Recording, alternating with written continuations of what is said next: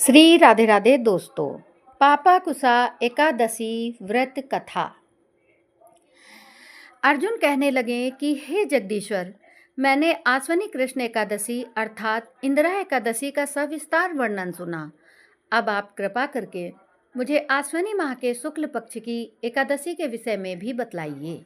इस एकादशी का क्या नाम है तथा इसके व्रत का क्या विधान है? इसका व्रत करने से किस फल की प्राप्ति होती है?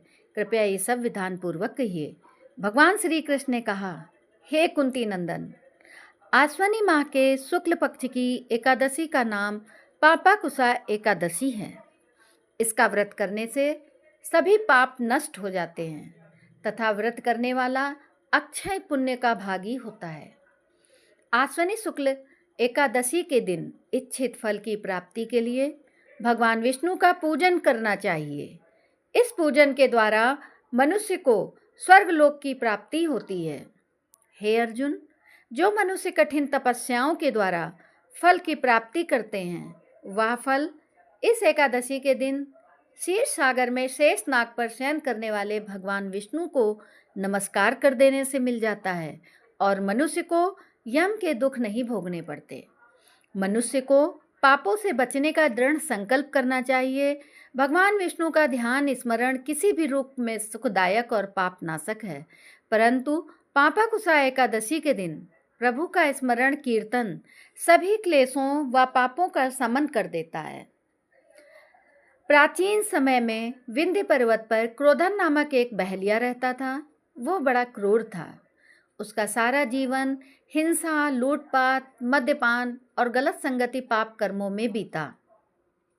जब उसका अंतिम समय आया तब यमराज के दूत बहलिये को लेने आए और यमदूत ने बहलिये से कहा कि कल तुम्हारे जीवन का अंतिम दिन है, हम तुम्हें कल लेने आएंगे।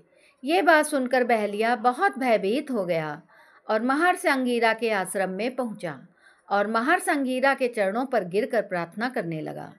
हे ऋषिवर, मैंने जीवन भर पाप कर्म ही किए हैं।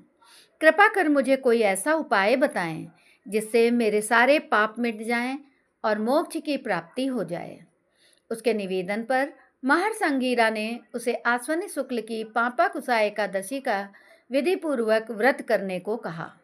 महर्षि अंगिरा के कहे अनुसार उस बहलिये ने यह व्रत किया और किए गए सारे पापों से छुटकारा पा लिया और इस व्रत पूजन के बल से भगवान की कृपा से वह विष्णु लोक को गया। जब यमराज के यमदूत ने इस चमत्कार को देखा तो वो बहलिये को बिना लिए ही यमलोक वापस लौट गए। तो ये है एकादशी का व्रत करने का फल। तो बोलिए विष्णु भगवान की जय, बोलिए जय श्री महालक्ष्मी की जय, बोलिए एकादशी माता की जय, विष्णु भगवान की जय। इसके बाद आप लोग विष्णु भगवान की आरती कर लेंगे, एकादशी की आरती कर लेंगे। जो लोग ये कथा सुन रहे हैं, कथा सुनने के बाद आप लोग भगवान को भोग अर्पित करेंगे, खुद भी प्रसाद ग्रहण करेंगे। उसके बाद ही आप अपने स्थान से उठेंगे। और हाँ, एक और आवश्यक बात, आप मेरे चैनल को सब्सक्राइब भी अवश्य करेंगे जिन लोगों ने नहीं किया है। धन्यवाद दोस्तों।